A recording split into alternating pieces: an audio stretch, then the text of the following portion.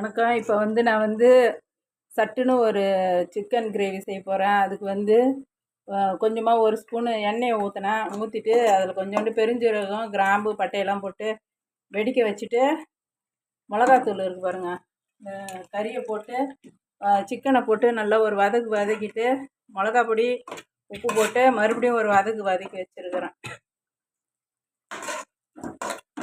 இது நல்லா தண்ணி விடட்டோன்னுட்டு இந்த சிக்கன் பாருங்கள் நல்லா வதங்கணும்.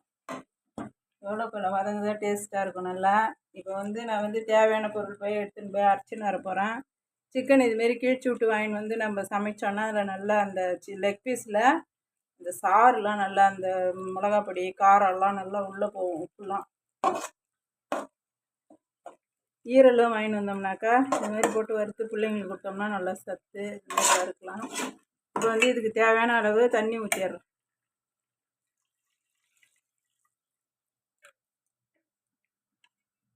நல்லா மூழ்கிற அளவுக்கு தேவையான அளவு தண்ணி. இப்போ நான் போய் இதுக்கு தேவையான மசாலாலாம் எடுத்துகிட்டு அரைச்சின்னு இதில் ஊற்ற போகிறேன். இப்போ வானலில் கறி நல்லா வெந்துக்கிட்டே இருக்குது. இப்போ இந்த டைமில் உரித்து வச்ச பூண்டு, தோல் உரித்து கழுவி வச்ச இஞ்சி, ஒரு தக்காளி பழம், கொஞ்சமாக பட்டை, 2 ஏலக்காய், ஒரு சின்ன வெங்காயம் டேஸ்ட்டுக்காக, இது பிடிச்சா போட்டுங்க இல்லைன்னா விட்டுருங்க. அப்புறம் கிராம்பு, பட்டை, பெருஞ்சீரகம், இதை அப்படியே போய் நான் ஜாடியில் அரைச்சின்னு வந்துடுறேன். இப்போ பாருங்கள், கறி நல்லா வெந்துருச்சு. இதை இறக்கிட வேண்டியது தான். இதை அப்படியே சாதத்துக்கு போட்டு சப்பாத்தி, இட்லி, தோசை எதுக்கு வேணாலும் போட்டு சாப்பிட்டுக்கலாம், நல்லாயிருக்கும். பாருங்கள் நல்லா வெந்து போச்சு கறி. அவசரத்துக்காக இப்படியும் செஞ்சு சாப்பிட்லாம். நன்றி, வணக்கம்.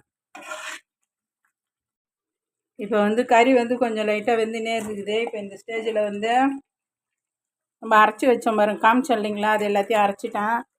அதை எல்லாத்தையும் இதில் போடுறோம். சாந்தெல்லாம் இஞ்சி, பூண்டு, பெருஞ்சீரகம், கிராம்பு,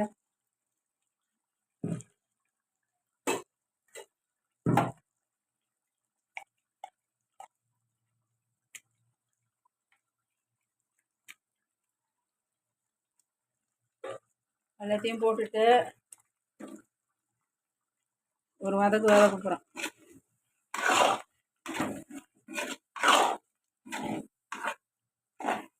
இப்போ பாருங்கள் நல்லா வாசனை வர ஆரம்பிச்சிடுது. இப்போ கறி நல்லா வெந்து வந்துடுச்சு. சாந்து நல்லா கட்டியானதால் அடி பிடிக்குது. இப்போ கொஞ்சமாக எண்ணெய் ஊற்றிக்கலாம்.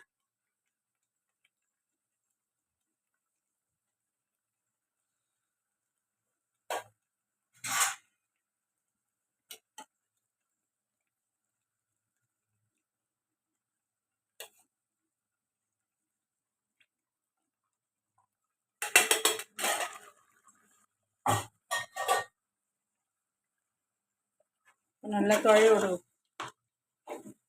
பாருங்கள் கறி நல்லா சுருண்டு வருது. அப்படியே சிம்மில் வச்சிட்டோம்னா நல்லா வெந்துடும். அப்படியே இறக்கிட வேண்டியதுதான். இதுமாரி நம்ம அவசரத்துக்கு செஞ்சுக்கலாம். ஃபஸ்ட்டு எடுத்தது இஞ்சி பூண்டு பேஸ்ட்டு போட்டு வதக்கி தான் நாங்களும் செய்வோம். இப்போ இது அவசரத்துக்காக இப்படி செய்கிறோம். இப்படியும் செஞ்சாலும் டேஸ்ட்டாக இருக்கும், நல்லாயிருக்கும்.